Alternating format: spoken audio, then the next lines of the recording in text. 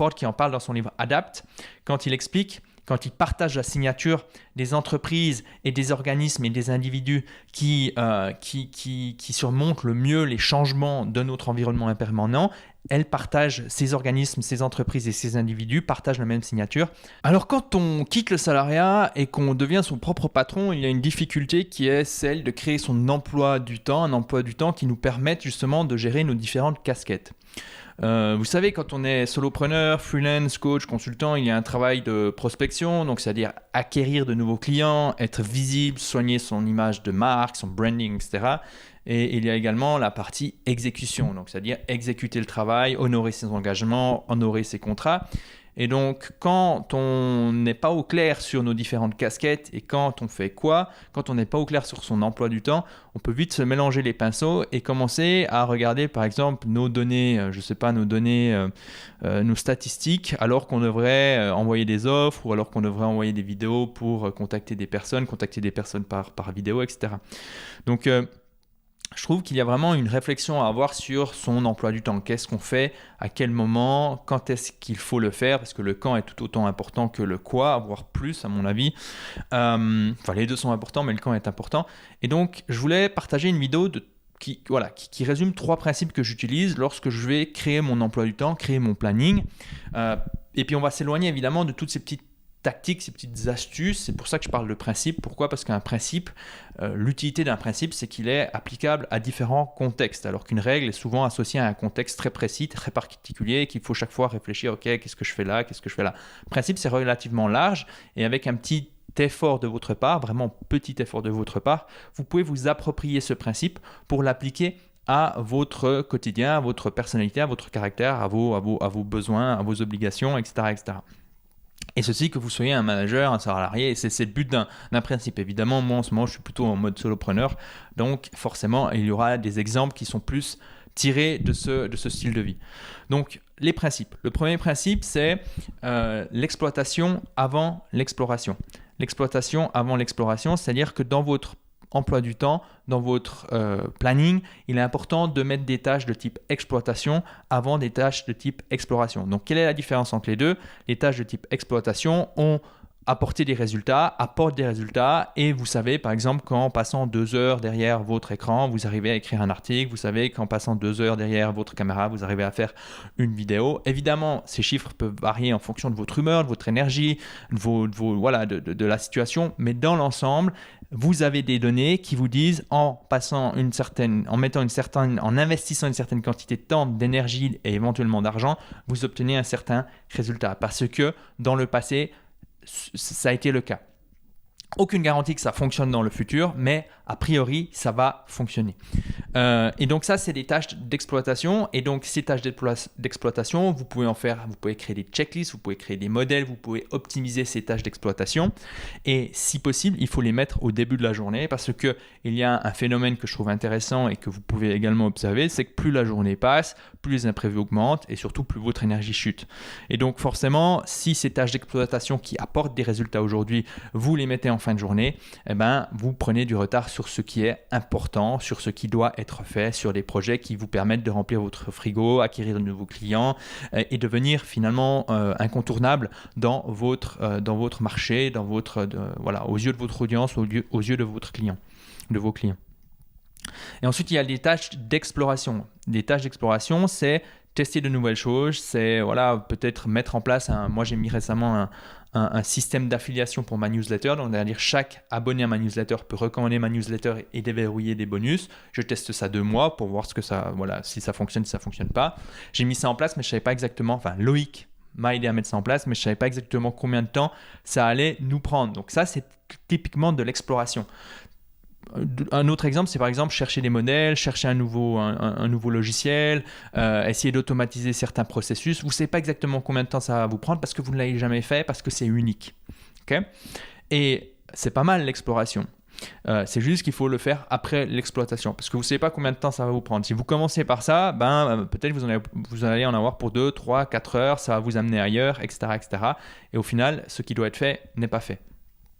Maintenant, un point important, et ça, il faut vraiment, faut vraiment prendre des notes, j'ai envie de dire, c'est que l'exploration, au début, c'est ce qui va prendre toutes vos journées quand vous lancez votre activité, quand vous ne savez pas ce qui fonctionne, quand vous venez de vous lancer, c'est normal d'avoir que de l'exploration. Ok, c'est normal. Mais au fil des victoires, au fil des réussites, au fil des petits succès, vous allez commencer à vous dire « Ah, ça fonctionne bien, ça fonctionne bien, ça fonctionne bien ».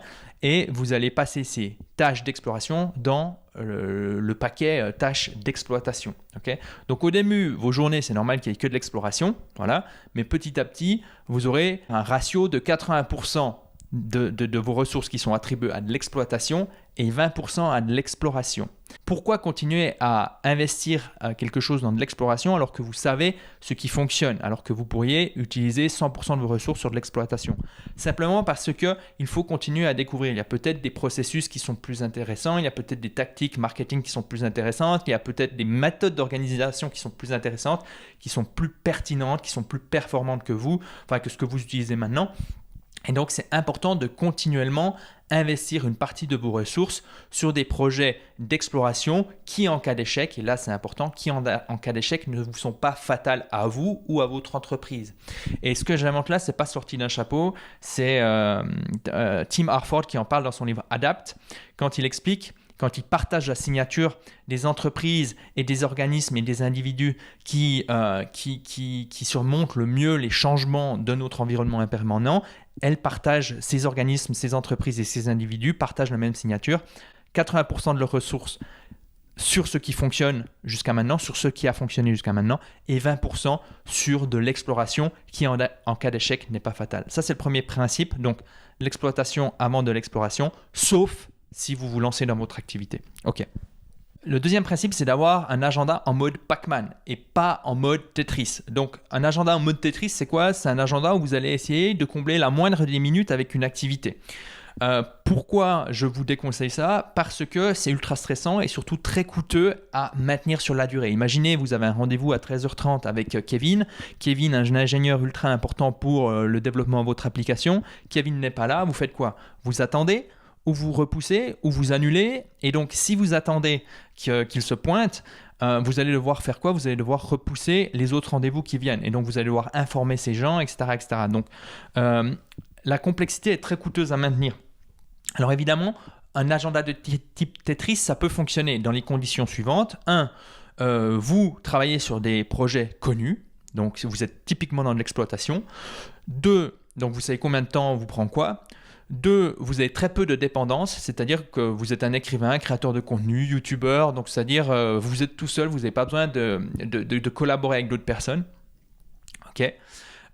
Et 3, vous êtes en mesure de vous maîtriser, c'est-à-dire que si vous n'avez pas envie, vous avancez quand même sur la tâche, même si vous n'avez pas envie. Donc c'est-à-dire vous ne procrastinez pas et vous ne tombez pas non plus dans un perfectionnisme toxique.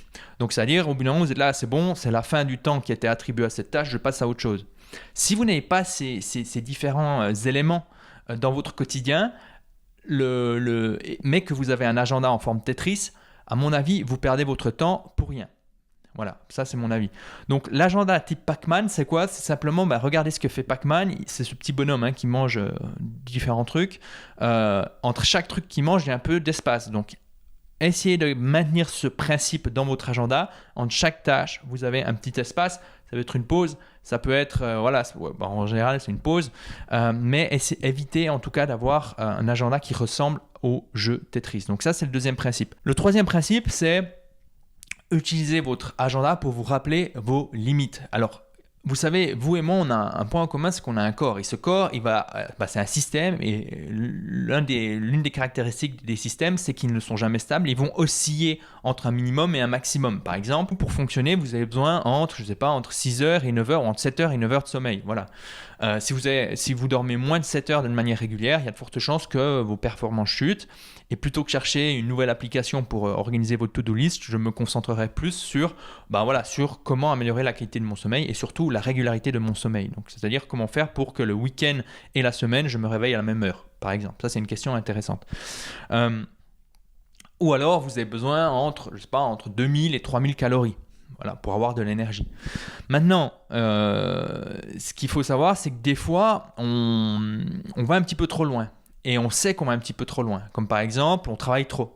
On travaille le soir, on travaille le week-end et finalement on n'arrive pas à se régénérer, on passe pas suffisamment de temps en famille et finalement notre conjointe, elle nous le reproche et finalement ça nous crée, ça crée des conflits. Ces conflits, on y pense pendant le travail, etc., etc. Donc on sait qu'on travaille trop et l'emploi du temps, je trouve que c'est intéressant de l'utiliser pour nous rappeler nos limites minimum et nos limites maximum. Alors, c'est quoi une limite minimum? C'est une limite que vous allez délibérément créer quand vous souhaitez faire plus de quelque chose qui vous est utile. Comme par exemple, je veux faire plus de sport, donc ma limite minimum par semaine, c'est 3 entraînements. Je ne vais pas en dessous, je fais 3 entraînements, trois entraînements de sport par semaine. Et donc, je vais inscrire dans mon emploi du temps cette limite minimum.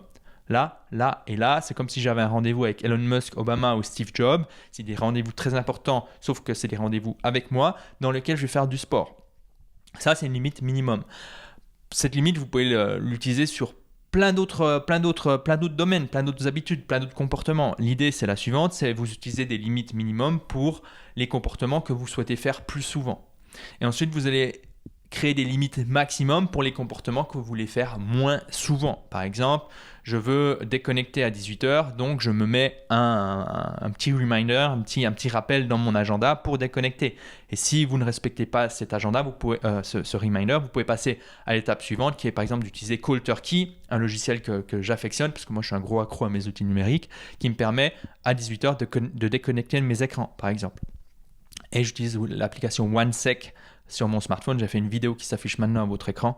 Si ça vous intéresse, c'est une application que j'utilise toujours et qui m'a vraiment permis d'économiser énormément de temps. Alors que sur mon smartphone, j'avais déjà pas de réseaux sociaux, pas de jeux vidéo. Enfin, je fais l'écran noir et blanc. J'avais déjà beaucoup de choses. Mais quand j'ai installé cette application, boum, c'était assez impressionnant.